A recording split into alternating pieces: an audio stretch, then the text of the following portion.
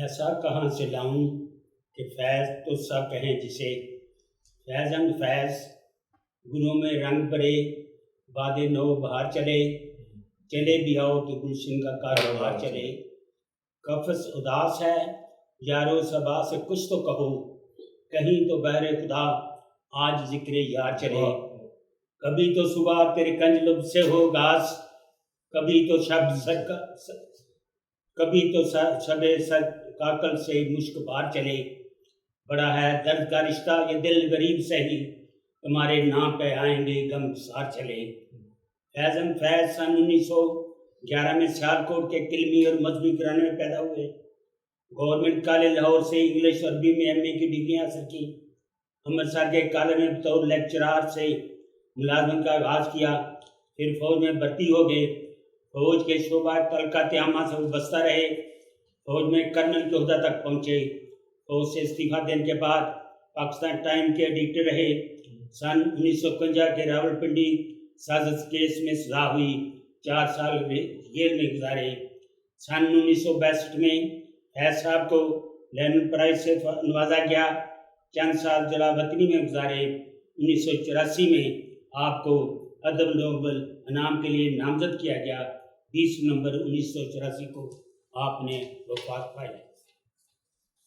میں بعد از مربی بزم وفا میں زندہ ہوں، تلاش کر میری محفل میرا مزار نہ پوچھ۔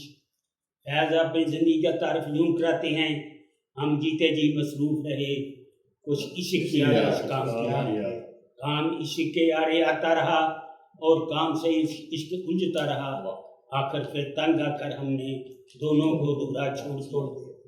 فیض صاحب کے مزاج میں ضبط ہے، ٹھہراؤ ہے، ان کا لہجہ اپنا ہے، ان کی شاعری میں میوسی نہ ہے۔ ان کی غزلوں اور نظموں کا اصل مدعا اور مقصد انسان کا دکھ اور اس دکھ کا مداوع ہے، صبر کی تلقین ہے۔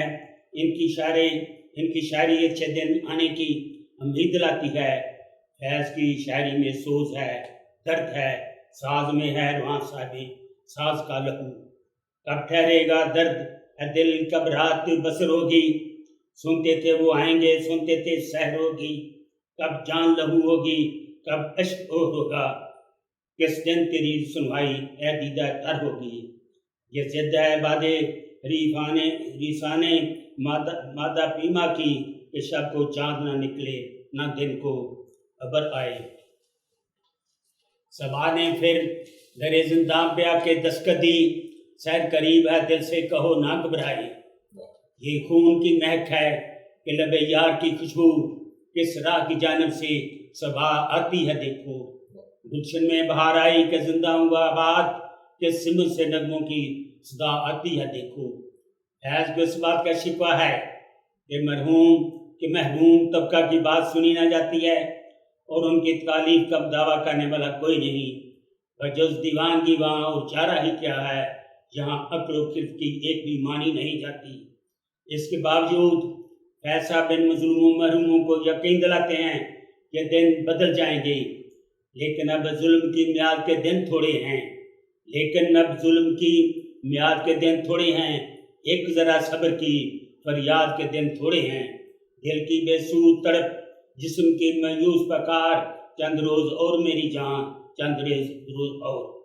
اے خاک نشینوں اٹھ بیٹھو، وقت قریب آ پہنچا ہے، جب تخت گرائے جائیں گے، جب تاج اچھالے جائیں گے۔ اب ٹوٹ گریں گی زنجیریں، اب زندانوں کی قید نہیں، جو دریا جھوم اٹھے ہیں ان کو سے نہ ٹالے جائیں گے۔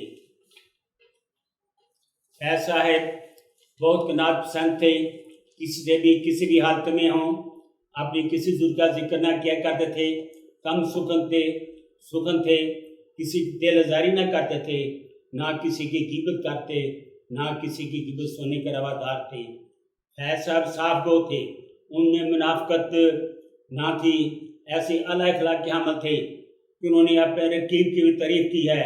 حالانکہ عام طور پر شاعر حضرات رقیب کی صرف برائی بیان کرتے ہیں اور انہیں رقیب کی کوئی اچھی بات یا خوبی بھی اچھی نہیں لگتی، اسے خود غرض ظالم اور انسانیت کا قاتل تک ثابت کرنے کی کوشش کرتے ہیں۔ جیسے کسی نے کہا ہے، आना ना मेरी कब्र पर अजराह रकीबा, मुसलमान मुर्दे को जलाया नहीं करते।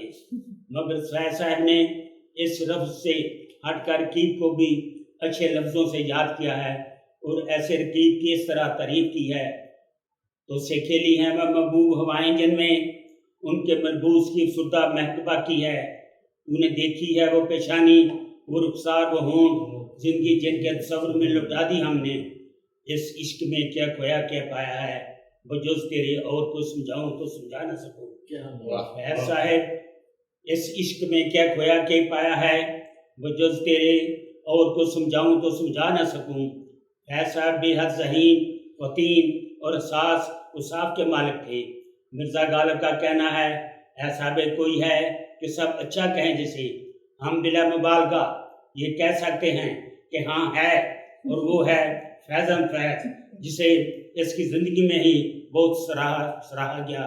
हालांकि हमारे मुआशरे में ऐसा नहीं किया जाता है और किसी को अच्छा कहने के लिए इसके जनाजा पढ़ने का इंतज़ार किया जाता है। आखिर 1984 आया, फैज़ ने दिलशाद किया और चल बसे। तो से बिछड़ के ज़िंदा हैं जाने मन, तो से बिछड़ के ज़िंदा हैं जाने मन, बहुत शर्मिंदा हैं।